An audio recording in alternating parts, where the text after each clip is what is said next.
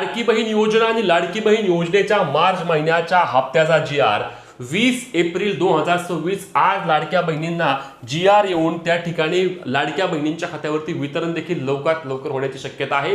मंत्रिमंडळ बैठकीनंतर आपण दरवेळी पाहिलं आहे की GR येतो सोमवार मंगळवार हे 2 दिवस GR साठी खूप जास्त महत्त्वाचे असतात आणि त्याच पद्धतीने आज अथवा उद्या हा GR येणं खूप जास्त आवश्यक असणार आहे। शक्यतो आजच GR येईल असे देखील बोलले जात आहे। यामध्ये बघा मार्च महिन्याचा हप्ता मिळणार आहे केवळ म्हणजे 1500 रुपये मिळणार आहेत, 3000 रुपये मिळणार नाहीत।